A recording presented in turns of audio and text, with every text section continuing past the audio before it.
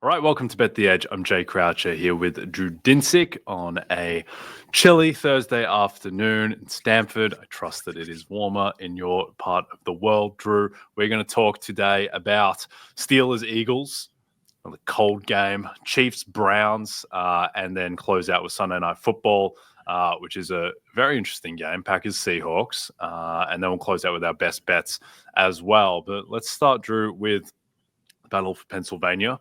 Steelers, Eagles. Eagles 5.5-point favorites. Total is a fairly lowly 42.5. This is one of the 57 blockbuster games in the Sunday 4:25 p.m. time slot. How much do you think that George Pickens being out hurts the Steelers in this one? It has to be material. And I guess I've been very, very impressed with his connection in particular with Russell Wilson. I think he is the perfect kind of hand in glove fit with what Russell Wilson wants to do in terms of attacking down the field, throwing balls up and letting his receivers go and get them. He's excellent at the point of attack, or, he's excellent at the point of the catch. And I would say that in general, Pickens out means you're going to have to get it done with a lot more over the middle stuff where Russ is a lot less comfortable. And to make matters more complicated, you're going to have to get it done against the Vic Fangio defense with the umbrella closing down on you over, and Moonball's not necessarily likely to succeed here. And I think this presents a huge problem for the Steelers passing offense in a game where they may not be in a positive game state.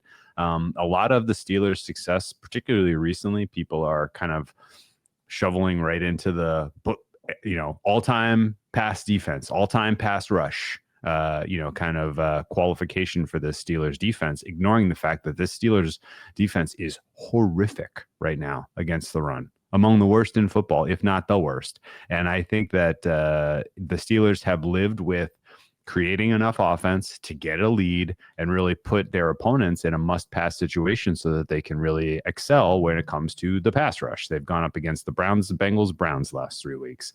Now Burrow is not necessarily one to especially successfully evade pressure. Winston has somewhat been successful at that, particularly in that first game in the snow, but Hurts is a much, much different animal. And I think even though there are some predictable nature in terms of when you flush him out of the pocket, which way he wants to roll, and, the field just getting smaller, I think the secondary is a little bit suspect here for the Pittsburgh Steelers. And I think in general, there just may not be much of a need to go to the passing game here for an Eagles offense that can potentially just put this thing away on the ground, with Barkley in his MVP campaign having kind of his best last chance to really send a message. And so I think, the Pickens absence is most certainly going to be felt if the Steelers find themselves at a deficit.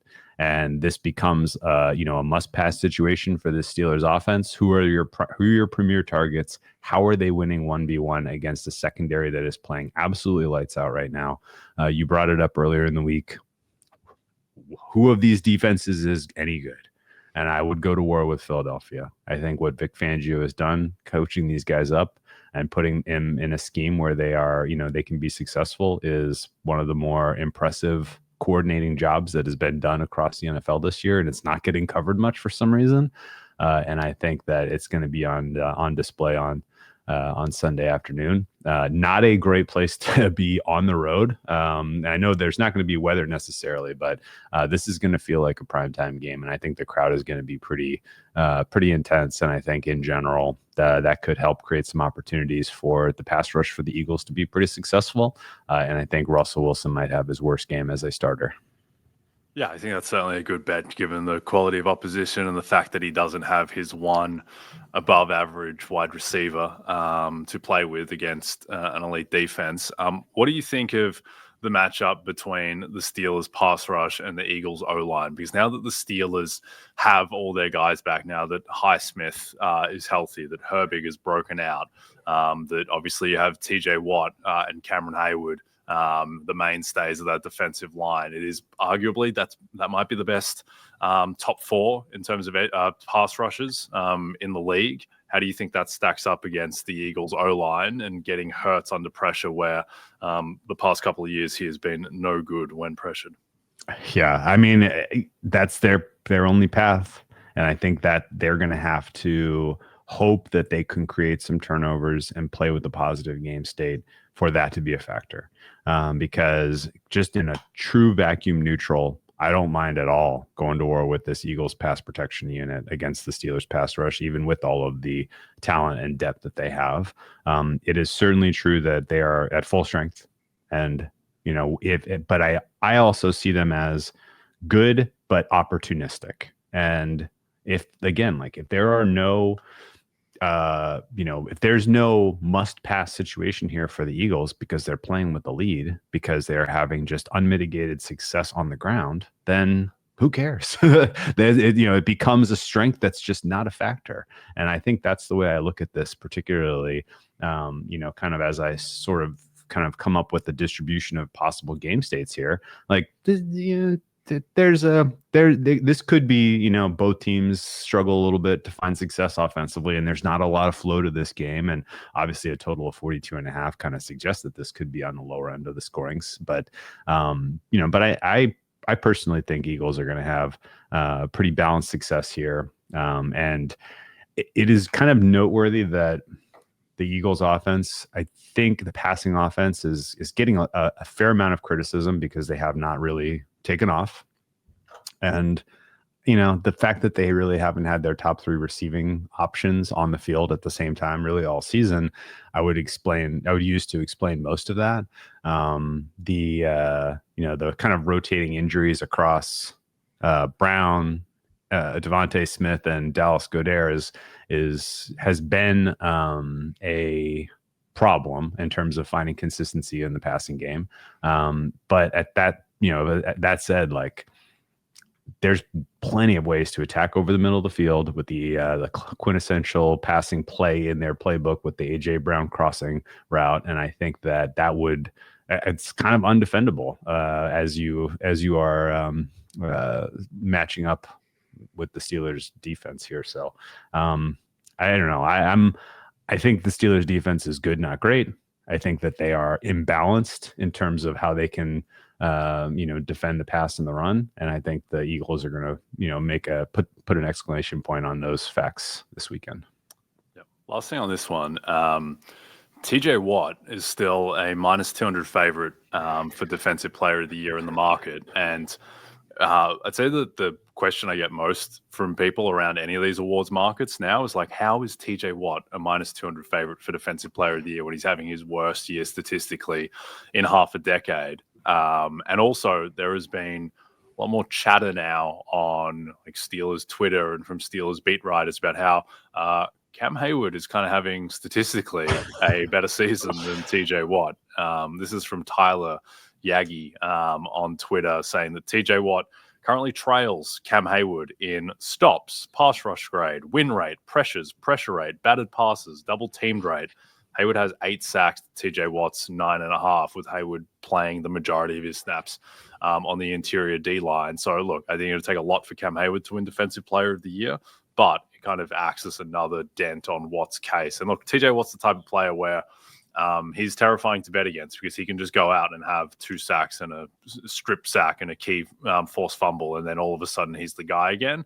And so certainly conscious of that, but I think that this is one of the more vulnerable minus 2. If his name wasn't TJ Watt, and an award where pedigree counts for a lot, the name does count for plenty. But if his name wasn't TJ Watt, he wouldn't be one of the top 7 favorites for the award based on his statistical resume. At the moment. I would say wouldn't be one of the top 10. Yeah. And I know real quick, like the market is pricing this like they know he's going to have 2 strip sacks, a fumble recovery, and a touchdown against Pat Mahomes on Christmas. Yeah. I mean, his median outcome is like 12.5 sacks for what is, I mean, the other thing too is the Steelers' remaining schedule at the Eagles, at the Ravens, home Chiefs, home Bengals. Like the defensive rating isn't going to go up. It's going to get worse playing those teams. So they're going to end the season. Like Watt's case at the end of the year is going to be like a median outcome. 12.5 sacks on the number 8-9 defense for a team that is probably going to finish modal outcome probably 2-2 with 1-3 more likely than 3-1. And I think that, and he's going to rank outside the top 30 in pressures in the league. Like, it's just not a great case. Like, I think he's going to actually have to, do much more than his median outcome to actually win the award. And I think that if they lose this game and they're 5.5-point dogs, and he doesn't have a loud game, and the Broncos win against the Colts to effectively sew up a playoff spot. The Broncos have the number one defense in the NFL by EPA now. And Patrick Surtain is the best cornerback in football, and everyone would feel good about Patrick Surtain winning Defensive Player of the Year. So I think that market is it will potentially see a big shift if Watt doesn't do anything and the Broncos win and Josh Downs doesn't light up Patrick Surtain. I think that that market will be in for a fair repricing. Well, I gotta take exception to the second half of your if there, because I don't think the Broncos are beating the Colts. But I love that. I didn't know that Steelers Twitter and the people who are paying the most attention to that defense are making the case that TJ Watt's not even the most valuable player on his own team, which makes it tough to be the most valuable player in the league. Yes, that is true. All right, stars of the PGA Tour and LPGA team up in Naples for the Grant Thornton Invitational. Find out if Lydia Ko and Jason Day can defend their title in Florida from Friday through Sunday on NBC, Golf Channel, and Peacock. Chiefs Browns. This to me, just in terms of just visually looking at a spread, this is the one that most raised my eyebrows. Kansas City Chiefs are only 4-point favorites against Jameis Winston and the Cleveland Browns, who have lost a lot of games. They're 3-10. The total is 43.5. I understand that the Chiefs never win games by more than a touchdown. I understand that they've only covered 4 games all season, but does this not surprise you that the line is this low? This is now multiple weeks in a row where I've been scratching my head at how the market is pricing the Chiefs. They keep getting downgraded and they keep not covering. And so this is what kind of one directional, pricing adjustments down, despite the fact that they are winning games and I think outperforming their opponents. It's been a tough time for anyone who has been going to the window and betting the Chiefs. I was on the wrong side of it last week. DeAndre Hopkins dropping that ball at the goal line in the fourth quarter made me pretty upset, if we're being honest. It took a doink from Matthew Wright to get that win home. But the Chiefs are, in my opinion, substantially higher rated than the Browns right now.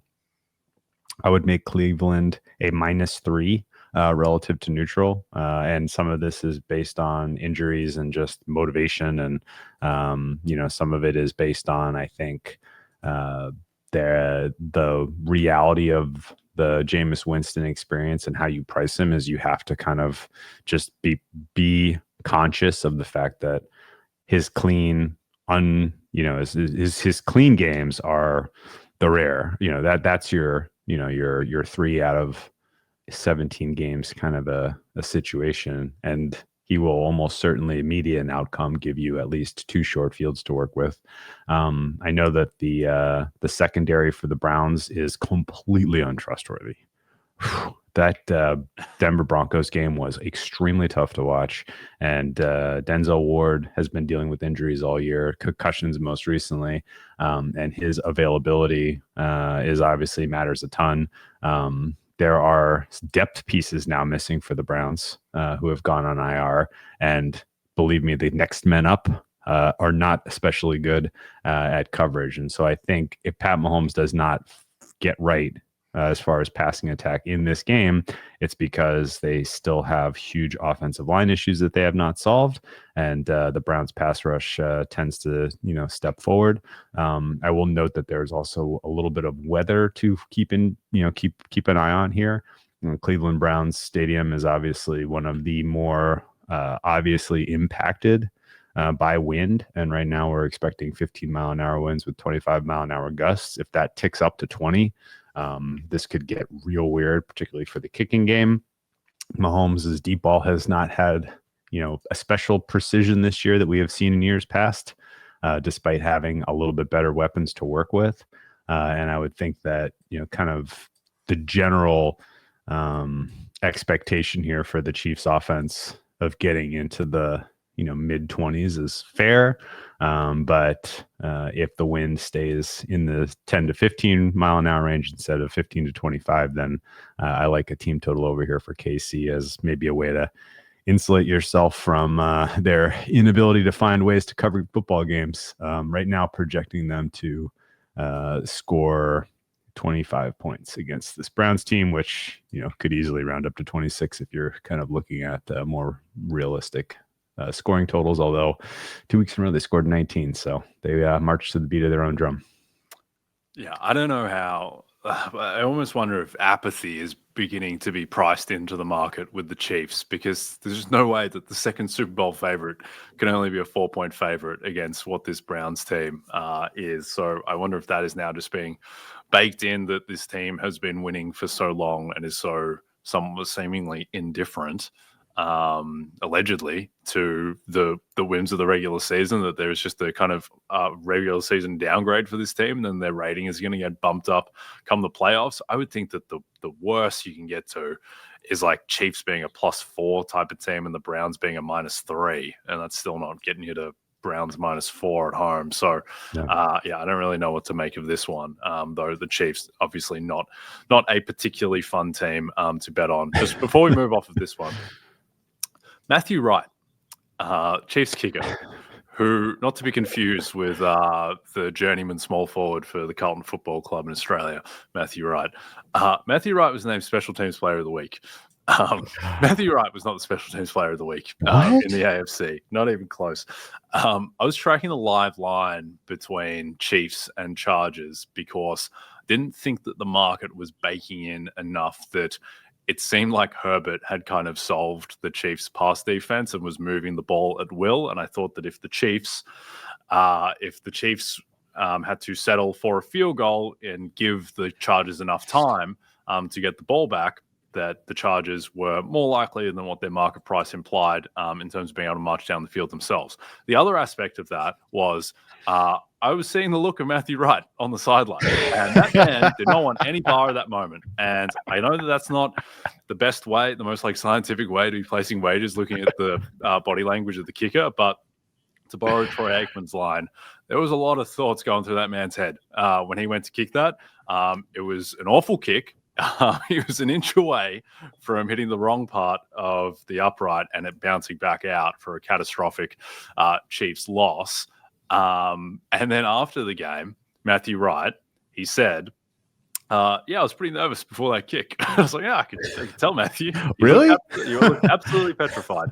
I just thought that was a fun aside. And it's a difficult thing. Like the Chargers to win the game, when Wright was stepping up to kick, they were 20-1 in the live market. And I'm telling you, looking at that guy, his body language, his previous kicks, there was more than a 5% chance that he was missing that kick. And it's not revisionist history just because he hit the upright. But in any case, Matthew Wright, congratulations on winning AFC Special Teams Player of the Week. This is his seventh stop. When you get kick cut 6 times, it has mental scars. Yes, indeed. All right, Patriots, Cardinals. We're going to be quick on this one. Cardinals -6. The line has ticked back up after getting down to -4.5. The total is 46. Do you have any bet in this game, Drew?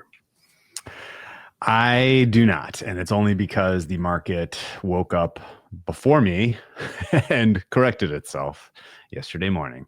I am still searching for an answer from who and what and why. There was so much Patriots enthusiasm on Tuesday morning that pushed this to 4.5. It made me think, wait, I must have missed some Cardinals injury that I just didn't see coming.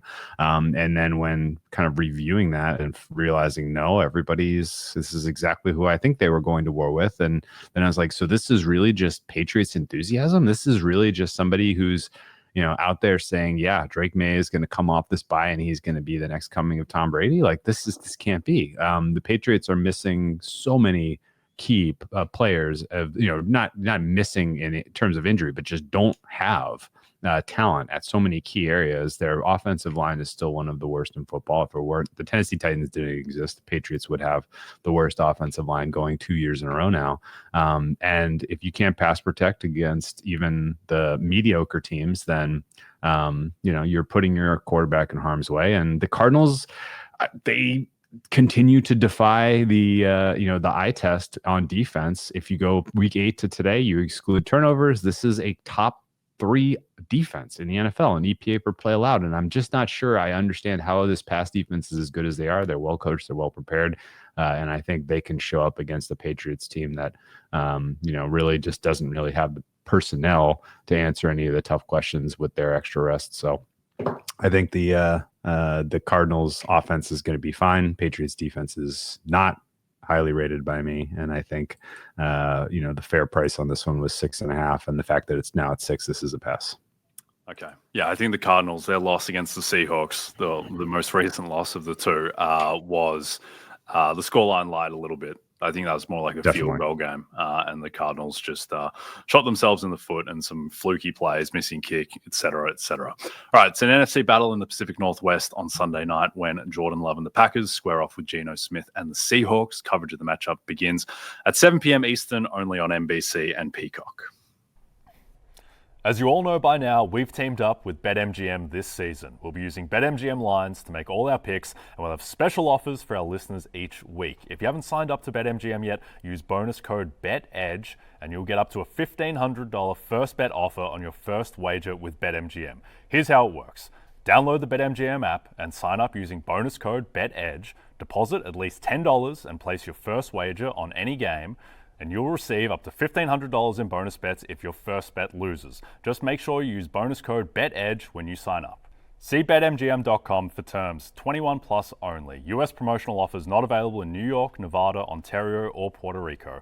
Gambling problem? Call 1-800-GAMBLER. Available in the U.S. Call 877-8-HOPE-NY or text HOPE-NY 467-369 in New York. Call 1-800-NEXT-STEP in Arizona, 1-800-327-5050 in Massachusetts, 1-800-BETS-OFF in Iowa, 1-800-981-0023 in Puerto Rico. First bet offer for new customers only, subject to eligibility requirements. Rewards are non-withdrawable bonus bets that expire in 7 days in partnership with Kansas Crossing Casino and Hotel.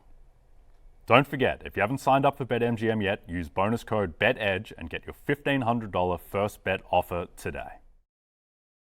Okay, let's close out Packers-Seahawks Sunday Night Football on NBC. Total is 46.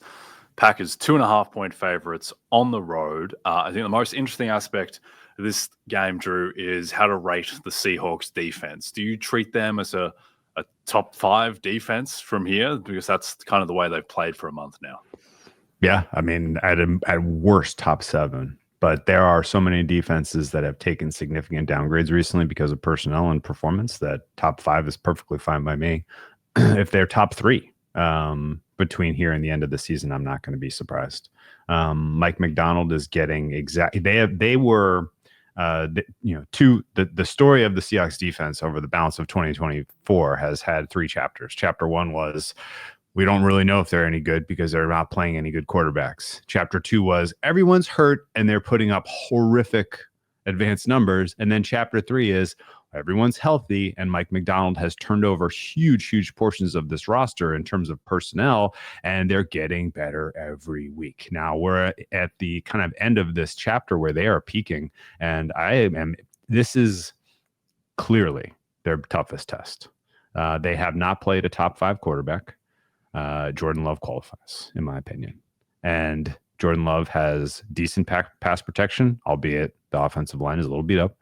Jordan Love has incredible weapons, albeit missing a piece here or there. And I think the Seahawks defense is going to make or break this game, not just for the cover, but for the outright win. Seahawks offense, I think, is high floor, low ceiling. Against this Packers defense, they're going to get to the mid-20s. If they allow the Packers into the 30s, they lose. If they can keep the Packers into the low 20s, they win. And I am personally inclined to believe that they are going to continue to frustrate the good, successful offenses in the NFL under Mike McDonald as long as they stay healthy. I think that in particular, the play of Leonard Williams is worth kind of really putting a star on. Speaking of like who have been the best defensive players in the last 4 or 5 weeks, like Leonard Williams clearly number 1 by my ratings. His 2 performances back-to-back weeks against the Jets and the Cardinals the first time were like who is this guy? This is the guy they traded for. They're finally realizing what was a very expensive trade at the time.